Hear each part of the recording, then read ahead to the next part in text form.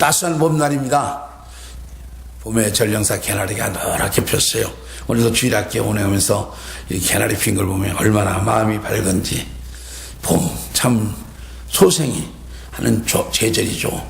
그래서 우리 마음에 소망이 생기고 꿈이 생기는 그런 계절이 아닌가 이렇게 봅니다. 우리는 대한민국 참 여기서 태어났다는 걸 감사해야 합니다. 사계절이 뚜렷해서요, 세월이 얼마나 빨리 가는지 몰라요. 그렇잖아요. 변화 왔다가 느끼다 보면 가고 행복한 거예요. 저는 저 중동 지역에 갔었어요. 근데 거기는요, 계절이 뚜렷하잖아요. 그냥 봄도 봄같이, 여름은 엄청 뜨겁고 겨울도 겨울같이 그냥 어떻게 지나가고 말아요. 그러니까요, 재미가 없어요. 거기다가 산도 없고 그냥 광야지로 쫙 돼 있으니까 지들력이 나요. 얼마나 지루한지 몰라요. 제가 사실상 그 중동 지역을 나간 것은 한국이 싫어서 나갔어요.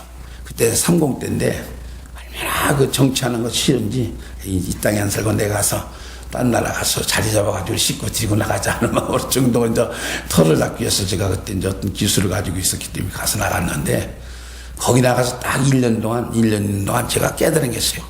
정말 우리 대한민국은 금수강산이다. 금수강산이다. 그래서 그제 그 뒤로부터는 저는 한국을 얼마나 사랑하는지 몰라요. 나는 얼마나 좋은 거, 어떤 좋은 곳이 있다라도 딴 나라 산다는 건, 놀러 가서 잠깐 다니러 간다는 건 몰라도 산다는 것은 난 대한민국을 떠나서 살기 싫을 것 같아요. 얼마나 좋은 나라인지 몰라요. 그래서 우리는 이 땅에서 태어나고 이 땅에서 살아간다는 것을 우리가 감사합시다. 엄청 감사한 거요. 지난주는 부활주일로 우리가 하나님께 영광 돌렸어요. 이 부활하신 예수님께서는요, 40일 동안 이 땅에 계셨어요. 그러면서 하나님의 나라를 전했다고 그랬어요. 그러고 이제 40일이 찾아 감람산 하면 생각나죠? 예수님이 제자들과 함께 가서 기도하던 곳. 감람산에서 제자들이 보는 가운데 근 500여 제자들이 모였을 거라고 고린도 말씀에 보면 사도 바울은 얘기해요. 그래 500여 제자 보는 가운데 예수님께서 천사들의 호의를 받으면서 하늘나라 승천하셨죠.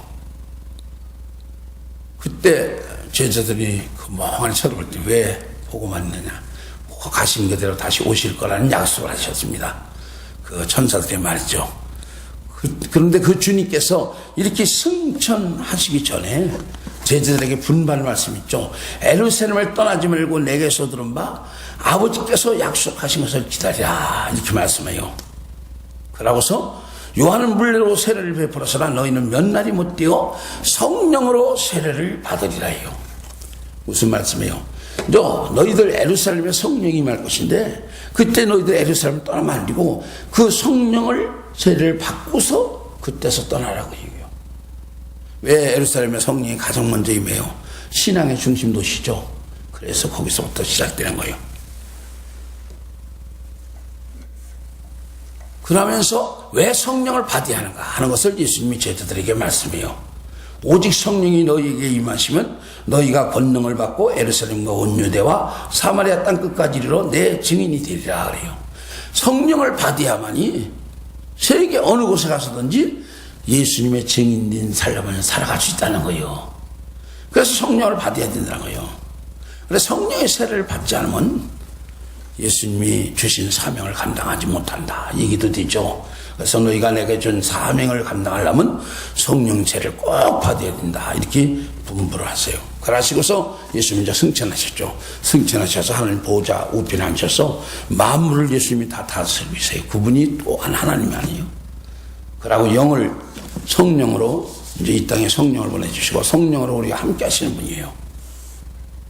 근데 이 성령이 이제 언제 임합니까? 제자들이 이 예수님의 분바신 말씀을 120문도가 순종하여 마가의 다락방으로 모였어요. 마가는 엄청 부자였는가 봐요. 다락방에 120명이 모여서 기도할 정도면 집이 엄청 컸다는 얘기죠. 그래서 그 집으로 모여요. 그러니까 한 4분의 1만 예수님의 말씀을 순종하는 것 같아요. 그러니까 뭐 삶의 여러 가지 이유로 인해서 예수님 말씀에 순종 못한 사람들이 있을 것이고 거기에 4분의 1만 예수님 말씀의 그 분부에 따라서 마가다락방에서 열흘 동안 전혀 기도에 힘쓰세요. 딴 일 아니에요. 성령을 사모하며 예수님께서 말씀하신 성령의 은혜를 사모하면서 세례받기 위해서 간절히 기도해요. 그러자 이제 열흘 후에 예수님이 부활을 하시고 나서 40일 계셨죠. 그러고 열흘 후에 그러니까 50일째 된 날, 이날이 유대인의 명절은 오순절 날이에요. 그 오순절 날 다시 그 백신문도가 모였을 때 성령이 강하게 임했죠. 불같이 임했어요. 그래서 성령의 충만한 세례를 받게 됩니다.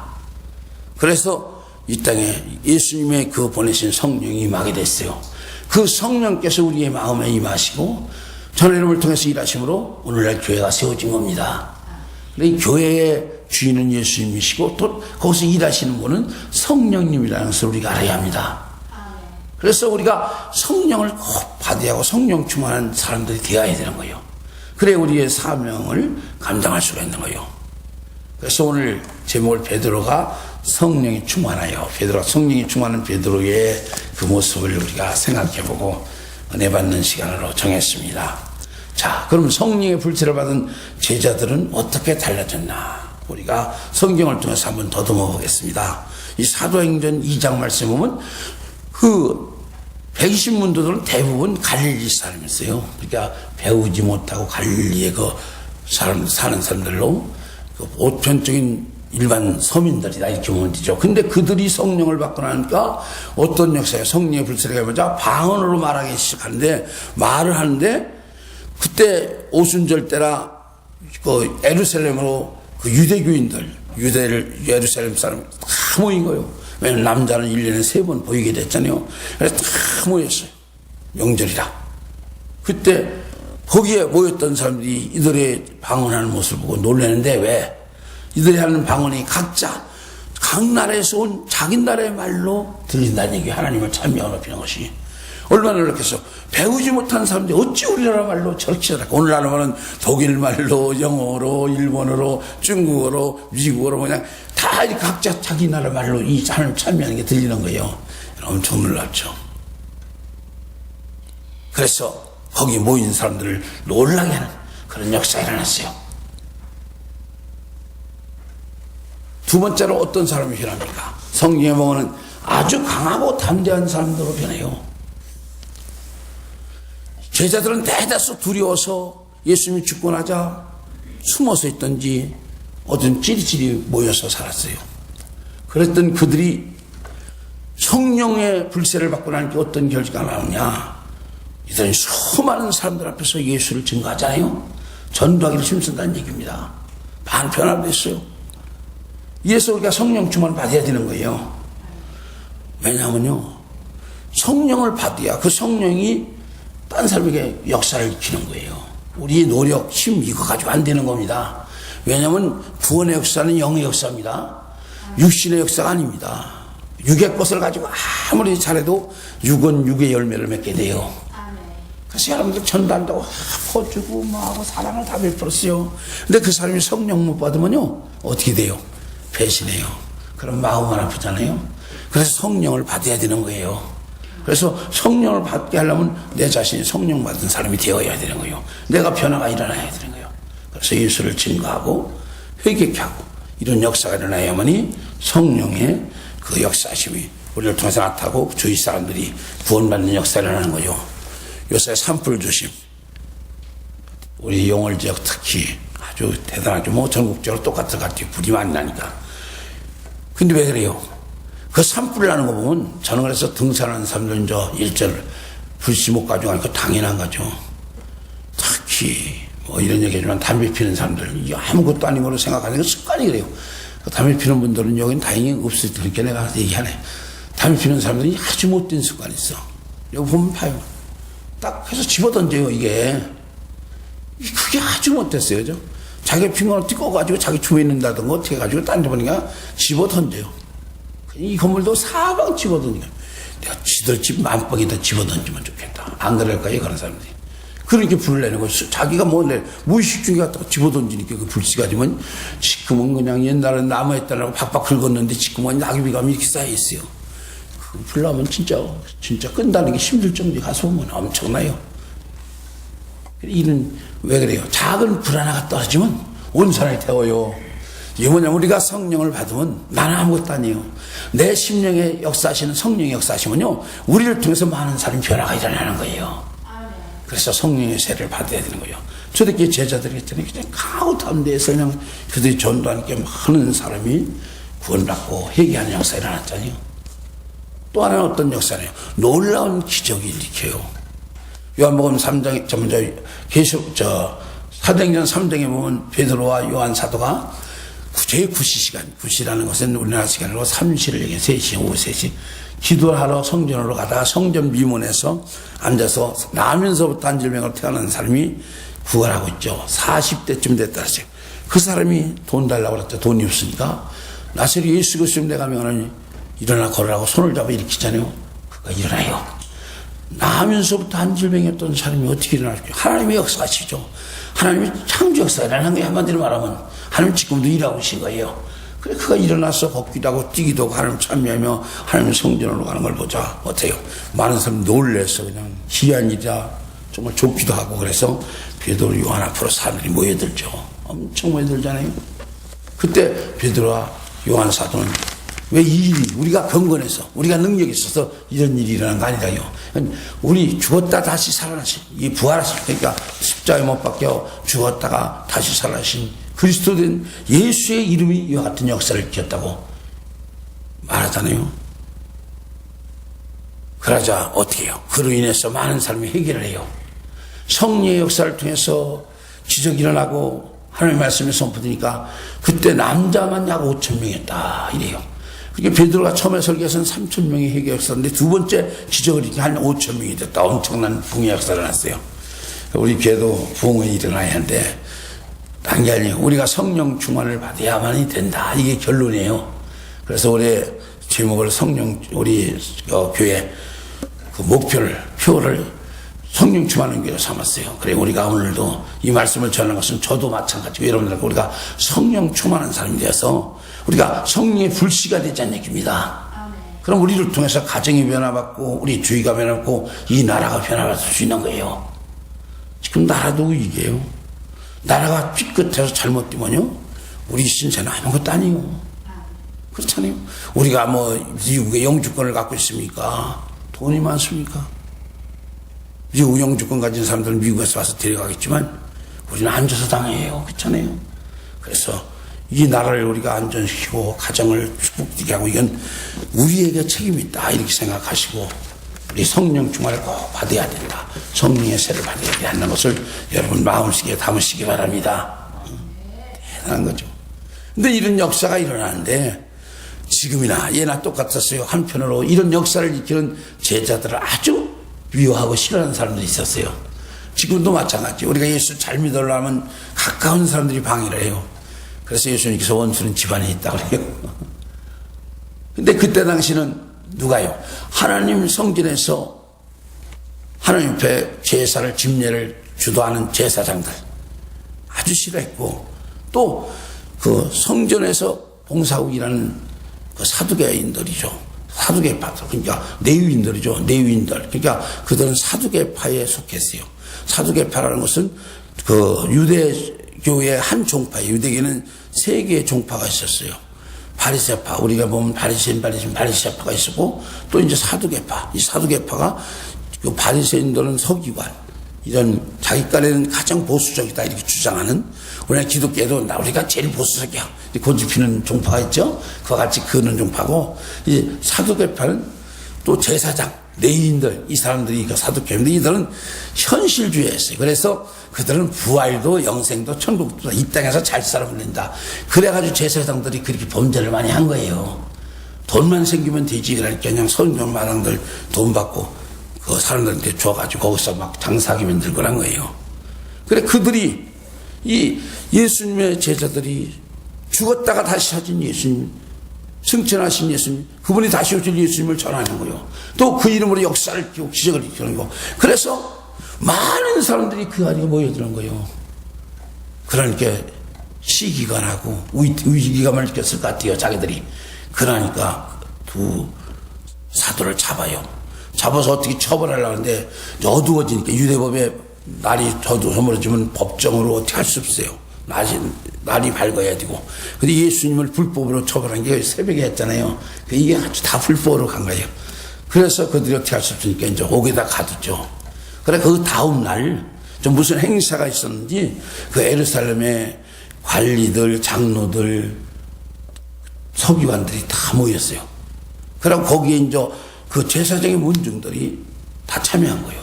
그래서 그 옥에 가뒀던 베드로와 요한 사도를 불러내서 한 가운데 세워놓고 신문을 하는 거예요. 너희가 무슨 권세와 누구의 이름으로 일을 행하느냐고 묻는 거예요. 무슨 권세와 누구의 그 이름으로 어떻게 너희들 예수를 부활했다고 전하고 그래서 사람들을 갖다 그들 말을 미혹하는 거죠. 그런 역사를 했느냐고 질문을 하는 거예요.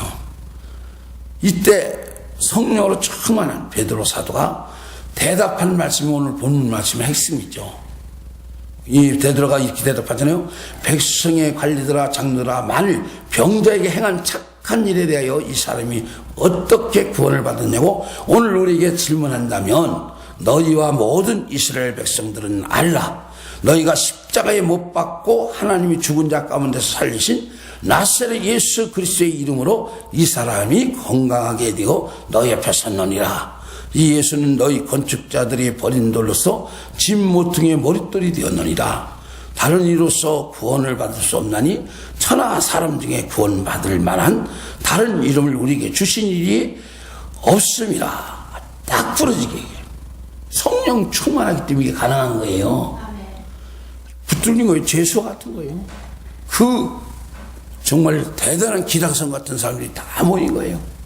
근데 그 앞에서 그들 가운데 서서 이와 같이 얘기하는 거죠. 그러자 어떡합니까?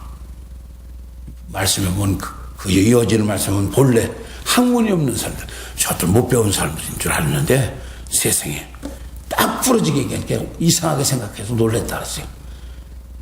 그러고 이런 안질병이가 옆에 서 있는 거야. 40대 된 사람이.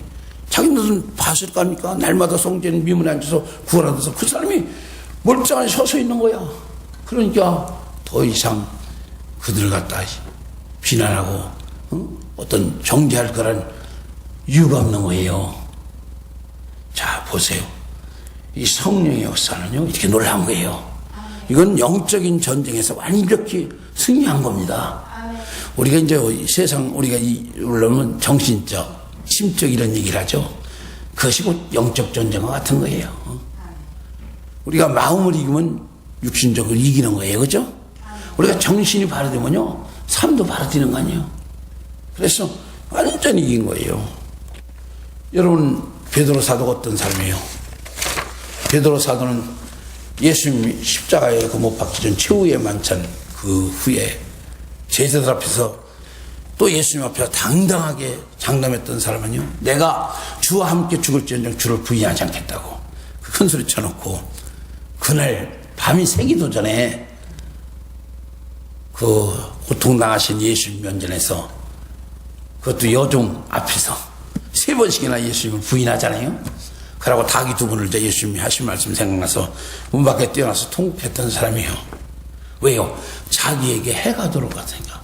그 능력의 주님께서 아무 힘도 없이 정말 초라한 모습으로 당하는 모습이니까 서서히 믿음이 식어지게 되고 자기의 삶이 두려워지게 되고 그러다 보니까 마귀가 쿡 찔러는 거기에 그냥 홀딱 그런 상복하고 만 거예요. 그랬던 베드로가요, 이 권력자들 앞에서 그냥 당당하게 얘기하잖아요. 이건 딴 거 아니에요. 성령이 그 마음속에 주관하기 때문에 이게 가능한 일입니다. 놀라운 거예요. 그래서 우리가 성령 받아야 되고 성령을 세례로 충만케 되어야 될 줄 믿습니다. 이게 우리 신앙생활하는 방법이에요. 우리가 지금 구약시대는 우리 하나님을 섬기는 마음이 율법에 의해서 했죠. 율법은 하라 하지 말라요. 그죠? 그래서 그 율법에 의해서 하지 말라는 일 하지 말아야 하고 하라는 일만 해야 되는데 인간이 그렇지 못하니까 하나님 앞에 범죄자가 된 거예요. 그래서 그의 용서받는 길을 속죄죄를 드릴 수 있는 길을 허락했더니 짐승을 대신 갖다 주고, 그래 하나님의 어떤 법에 의해서 움직여 살아야 되는데 그게 못하는 게 인간이에요. 근데 신약시대의 법은 뭐냐? 믿음의 법이에요. 여러분, 율법은, 행위의 법은 나라로 말하면 나라가 법이 있어서 그 법 때문에 무서워서 그 법을 지켜. 법을 어기면 붙잡혀가기 때문에 법을 지켜야 되는 사람이 있고, 그렇지 않고 내가 이 나라 민족이기에 당연히 이 나라를 보존하고 이 나라를 복되게 위해서 내가 스스로 이 법을 지켜줘야 한다, 이렇게 생각해서 법을 지키는 사람이 있어요. 여러분은 어디에 속해요? 벌 받을 겸 이 법을 지킨다고 생각하는 사람은 절대로 법을 지킬 수 없어요. 벌 안 받는 자리가 되면 법을 어겨요. 그죠? 마찬가지 믿음도. 우리가 지금은 이제 예수님 이후로는 믿음의 법이 존속된 건데, 믿음의 법은 뭐냐? 자율적인 법이에요. 스스로 내가 하나님을 섬기고 예수님을 믿고 하나님의 몸된 교회를 스스로 우러나서 섬기고자 하는 그런 마음으로 신앙생활하는 것이 참신앙이에요. 그래서 저는 억압적인 얘기를 안 하잖아요. 뭐를 하라, 기도를 하라, 막 말씀을 전할 뿐이지. 왜? 그건 율법의 행위예요. 그렇게 해서 순종해 본들 하나님과는 관계가 없는 거예요. 믿음으로 자율적으로 해야 되는 거예요. 그래, 그 자율적으로 믿음으로 하려면 누가 우리 마음을 주장해야 하냐면 성령께서 우리 마음에서 우리를 주장해야 되는 거예요. 그래서 성령을 받고 성령의 세를 받고 성령으로 충만해야 그 마음이 우러나는 거예요. 누가 시켜서 하는 게 아니에요. 좋아서 하는 거예요. 여러분, 제 좋아서 하는 일은요, 누가 말렸으면 막 그렇죠? 저는 여러분들이 예수 믿는 것이 정말 좋고 주의라는 것이 좋고 봉사하는 것이 좋아서 하기를 주님으로 축원합니다. 이게 믿음의 법이에요. 그래서 예수님 우리 성경을 보면 예수님이 억압적으로 한 것이 없어요. 말씀해놓고 따라올 테면 따라와라, 떠나려면 떠나가라요. 왜? 자율적인 시대이기 때문에. 한마디로 말하면 그래야만이 하나님 앞에 그게 상이 되고 인정되는 거예요. 그래서 지금 오늘날도 이단들이나 저기 하는데 보면 막 율법을 강조하잖아요. 응? 뭐 하면 별 받고 뭐 하면. 그래서 겁나서 교회 다니는 사람이 있어요. 겁나서 교회 다니려면 다니지 말았어요. 그럼 구원도 없어요. 율법으로서는 구원이 없는 거예요. 우리가 자율적으로 내가 좋아서 그래 내가 다녀야 하니까 스스로 우러나서 다니는 것, 이게 참신앙이라는 걸 여러분 아셔야 합니다. 그게 뭐냐면 성령이 내 마음속에 계시기 때문에요. 그 신앙이 참신앙인 거예요. 수많은 사람들이 예수님을 따라다니지만은 많은 사람들이 다 떠나잖아요. 오병이의 기적이 있었어요. 그때 그 떡을 먹어보고 그 남자만 5,000명이 됐다 그랬더니 그러면 한 10,000명이 됐을 거 아닙니까? 여자아이들까지. 그래서 오병이 기적을 행하고 나서 예수님이 다른 곳으로 제자들 배를 타고 나라고 이제 예수님이 다른 곳으로 옮겼죠. 그때 그 예수님이신 걸 보고 그들이 쫓아오죠. 그때 예수님께서 너희 썩을 양식으로 해서 일하지 말라고 책망하시잖아요. 썩지 않을 생명으로 해서 일하라고. 그래서 다 떠나요. 12제자만 남았어요. 기적이 있어고 자기들 필요할 때 자기 어떤 저기로 해서 따라다니는 사람 다 떠나요. 그때 예수님이 너희도 떠나려냐? 가라는 거예요. 제자를 떠나니까 베드로 사도가 생명의 말씀이 주께 있사온데 우리가 어디 가 우리가. 말씀이 있기 때문에 못 간다는 거예요. 이게 신앙이에요. 예수님 앞을 따라다니는 것은 생명 때문에 따라다닌다.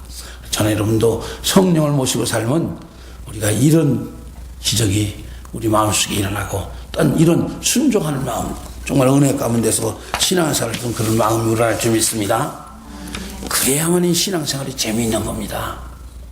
신앙생활이 즐거워야 해요. 어지로 해서는 안 돼요.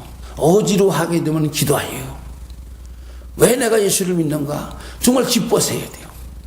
이 자리에 앉은 여러분들이 다 그렇게만 된다면 얼마나 좋겠어요.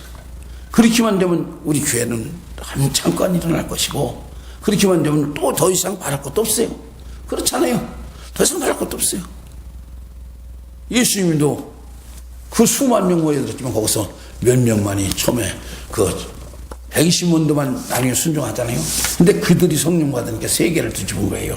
여러분, 성령을 사모하며 여러분들 성령의 은혜에 항상 마음을 두시기 바랍니다.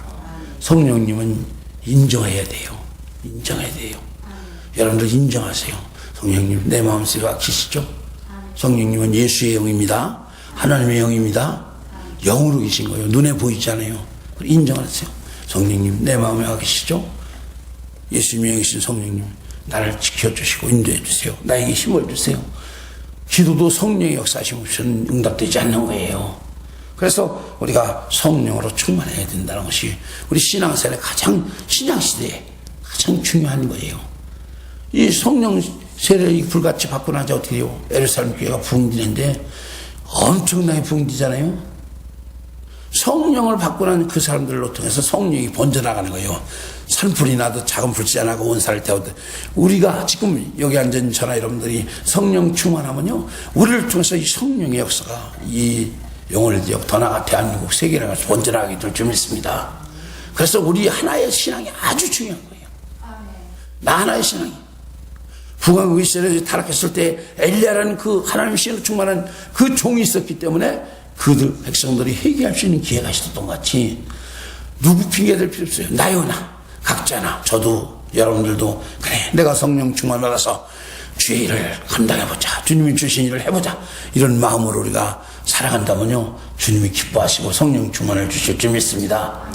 그래서 우리가 성령 충만을 받은 그 성경에 보면 기도할 때 성령 충만을 받습니다. 예수님께서 예수님 떠나지 말라고 할 때 전혀 기도한 120문도가 성령 충만을 받았죠. 기도한 성령은 기도하는 선지자들 다 성령 충만을 받잖아요. 그래서 우리가 기도합시다. 성령 충만을 사모하며 기도하시기 바랍니다. 그리고 자기 죄를 고백하고 예수를 구주로 믿고 세례를 받을 때는 성령 충만을 받는 역사도 있었죠. 우리가 죄를 내가 죄인이요 예수님을 거역했어. 예수님 뜻을 못하다. 이 회개, 이건 성령 충만을 받는 하나의 조건입니다. 왜냐하면 그릇을 깨끗게 하는 거예요. 그 마음의 그릇을 회개하고 주님을 구주로 우리가 시인할 때 성령 충만을 받을 수 있습니다. 또 하나님의 말씀이 이렇게 설교를 통해서 하나님의 말씀이 선포될 때 그 말씀에 청종할 때 성령 충만을 받게 돼요. 그래서 이 말씀에 귀를 기울이면 성령 충만이 임하는 역사가 있어요. 이 고넬주에서 베드로 사도가 가서 설교할 때 고넬주에 모였던 사람이 다 성령 충만을 받고도 예언을 방언하고 말하는데 그런 역사를 해요. 저도 목회하면서 성령 충만을 불이 일어나면 두 가지 사람들이 반응이 있어요. 성령이 강의 역사는 어떤 사람은 튀겨요. 막 튀기면 괴로워서 막 가슴을 치고 몸부림치고, 어떤 사람은 그냥 발언회가 받아서 그냥 막 그냥 방언을 유하고 막 역사가 일어나요. 그래서 여러분들은 성령의 역사가 이러면요 받아들이세요. 아멘하고 받아들이세요. 오셔드리실 거라면요 막 역사가 일어납니다. 근데 막 너무 괴로우니까 막 몸부림치는 사람이 있어요. 거부하고. 그러면요 은혜가 임하잖아요. 우리 교회도 성령이 임할 때 강하게 임했잖아요. 그리고 우리 교회 지금 다니는 딴 교회도 그분은 와서 일부러 성령 임할 게 겁이 났다고 그러잖아요. 그래서 막 말씀을 안 들으려고 그래요. 그런 사람도 있어요. 그게 그래요. 막 성령이 마음속에 들어가면 막 그냥 자기의 모든 걸 막 드러나니까 두려운 거야. 그리고 이제 성령 충만 받은 종들을 안수를 받을 때 성령 충만이 일어나죠. 받는 것이 성경에 기록되죠. 베드로, 요한이 사마리아 땅에 가서 빌립 집사가 성령 충만 받았어. 그가 이제 예루살렘 교회 핍박이 있으니까 사마리아로 피신을 갔잖아요. 거기 가서 예수를 증거하고 안질병을 일으키고 막 중풍병들을 일으키고, 그 소리를 듣고 예루살렘 교회 그 베드로 사도와 요한 사도가 거기 가봤는데, 가보니까 역사니까 사람들을 모았는데 물어보니까 성령 받은 사람이 하나도 없다. 그때 안수기 될 때 성령 충만이 임했습니다. 자, 우리는 성령 충만을 받아야 됩니다. 꼭 이런 우리가 성령의 세례를 꼭 받아야 된다. 세례라는 꼭 참 충만과 똑같은 거예요. 우리가 세례 받을 때 물속에 꼭 잠겨야 되죠. 어떻게 우리 수목원교회는 침례를 받아요. 물속에 안 잠기면 다시 집어넣어요. 그렇잖아요. 완전히 쏙 들어가요. 어떤 사람은 안 들어가려고 하면 다시 또 한 번 들어가야 해요. 그게 왜냐면요 완전히 잠겼다는 거예요. 세례라는 것은 우리가 성령으로 충만하다 세례랑 똑같은 얘기예요. 왜 그래요? 나는 완전히 죽었다는 거죠. 이제 예수와 함께 산다는 거죠. 우리가 성령 충만하면요 놀라운 일이 일어날 줄 믿습니다. 왜냐하면 성령은 하나님의 영이세요. 그리고 예수 그리스도의 영이고, 그래서 성령 충만을 받으면 믿음이 좋아져요. 믿음이 충만이 돼요. 여러분 기도의 응답은 뭘로 받는 거예요? 믿음으로 받는 겁니다. 믿음으로. 아무리 부르짖어도 믿음이 없으면 응답을 못 받아요. 그리고 성령 충만은 은사가 임해요. 그래서 은사 충만이에요. 은사가 여러 가지 하나님 각자 다른 그 성격대로 그릇대로 은사를 주세요. 똑같이 주는 게 아니에요. 어떤 사람은 방언 말하면, 어떤 사람은 예언 말하면, 어떤 사람은 영적인 분별함을, 어떤 사람은 병 고치는 은사를, 어떤 사람은 능력 행하는 은사를, 어떤 사람은 말씀의 지혜 은사, 지식 은사, 그 여러 가지 은사를 줘요. 그 각자 따라서 그릇대로 주는 거예요. 그래서 그 은사가 임하면 그걸 가지고 하나님의 영광을 돌리는 거 아닙니까? 그렇잖아요. 그래서 여러분들, 그래 우리가 성령 충만을 꼭 받아야 된다는 걸 여러분 마음속에 담으시고, 교회 와서 기도하고 성령 충만 받고 기도하기도 하고, 여러분들 집에서 일할 때도 뭐 할 때도 그래요. 주님, 성령님 나를 온전히 사로잡고 인도해 주세요. 하나님이 인도하고 하나님이 우리를 붙잡아주면 하나님 그릇되게 하겠어요. 그렇잖아요. 하나님은 선하신 분인데, 좋으신 분인데 우리를 복되게 할 줄 믿습니다. 성령 충만 받읍시다. 그게 우리의 사명이라고 생각하면 돼요. 왜냐하면 성령 충만을 받아야만이 우리가 주의 주신 사명을 능히 담당하고 하나님의 영광을 드러낼 수 있어요. 저도 이제 나이가 먹었지만 성령 충만 다시 달라고 기도하고 있는 거예요. 어느 간증집에 보니까 어떤 목사님이 30년 목회했대요. 근데 뭐 대부분 많죠, 목사들이 성령의 체험을 못하고 그저 어떤 논리만 가지고, 지금이야 이제 한국교회가 성령을 인정만 해주면 옛날에는 성령 충만 받으면 이단이라고 정죄하는 교단들도 있었잖아요. 근데 그런데 목회하던 목사님인데, 뭐 나이가 이제 67세가 돼서 기도하다가 성령의 불을 받았대요. 30년 목회하고. 그런데 30년 목회한 것보다 이제 70대 그 교단은 정년이니까 70세 정년까지 3년 목회한 게 훨씬 더 보람되고 바르게 목회했다고 고백을 해요. 왜? 진짜 목회를 한 거야. 성령의 역사심을 통해서 바르게 복음 전하고 바르게 한 거야.